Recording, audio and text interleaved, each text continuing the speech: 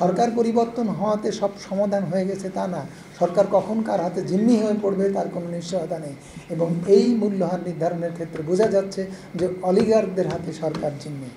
তা না হলে যে সরকারের হাত দিয়ে 34-এর 1 বাতিল হয়, যে সরকারের হাত দিয়ে দ্রুত বিদ্যুৎ ও জ্বালানি সরবরাহ আইন স্থগিত হয়ে যায়, যে সরকারের হাত দিয়ে কথা হচ্ছে, আমরা যে 3টা আবেদন পাঠিয়েছি সেই 3টা আবেদন অলরেডি রেজাল্ট দৃশ্যমান হচ্ছে যে তারা বিভিন্ন জায়গায় লোক বদলাচ্ছে, চেয়ারম্যান বদলাচ্ছে। সকালেও আমি শুনে এসেছি যে মাতারবাড়ি বিদ্যুৎ কেন্দ্রের চেয়ারম্যান বদল হচ্ছে এবং নাম প্রস্তাব করা হয়েছে।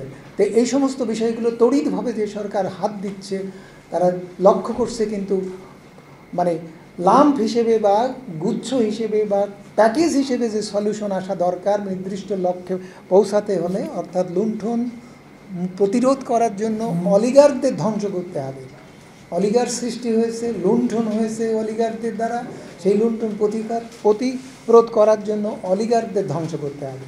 সেই অলিগার ধ্বংসের জায়গা সরকারের জন্য ভয়ানক রকমের চ্যালেঞ্জিং।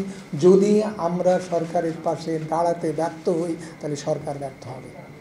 এইটা ছাড়া আমাদের শক্তিশালী হয়ে সরকারের পাশে দাঁড়ানো এবং সরকারকে রক্ষা করা, এক কথা হচ্ছে সুরক্ষা দেওয়া। যে কারণে আমরা 3 বছরের কথা বলেছি। আমরা মনে করি সরকারকে মিনিমাম 3 বছর থাকতে হবে এবং এ বিষয়টি রাজনীতিবিদদের তাদের পাশে এসে দাঁড়াতে হবে। রাজনীতিবিদদেরকে আলটিমেটলি দিন শেষে রাষ্ট্র চালাতে হবে।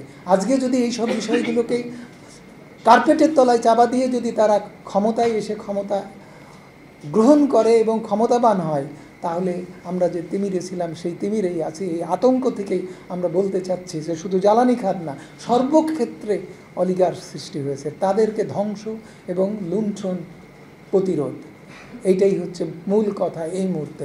এটা হলেই রোগমুক্ত হয়ে যাবে, আর রোগমুক্ত হলেই সুস্থতা, স্বাস্থ্য ফিরে পাবে জাতির, অর্থনীতি, ভোক্তাদের স্বার্থ সবই ফিরে পাবে। কোনোভাবেই এই মন্ত্রণালয়ে এই জ্বালানি উপদেষ্টা সরকারের প্রতিনিধিত্ব করছে, কোনোভাবেই আমাদের স্বার্থ রক্ষার ক্ষেত্রে স্বাভাবিক অবস্থায় নেই।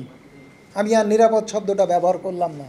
এই নিরাপদ শব্দটা যেন ভবিষ্যতে না ব্যবহার করতে হয়, যেন আবার এসে না বলি যে এই যারা তাকে ঘিরে রেখেছে যে অলিগার্করা, এখন আর তারা আমাদের জন্য নিরাপদ নয়, এই কথাটা যেন আর বলতে না হয়। আপনারা এখন বেরোবেন, আপনারা বিভিন্ন সময় তাদের সঙ্গে ইন্টারাকশান করবেন, তাদেরকে বলেন যে আপনি রিফর্ম কমিশন না করে এসব কমিটি কেন করতে যাচ্ছেন? এগুলো দিয়ে আপনি কি করতে চান?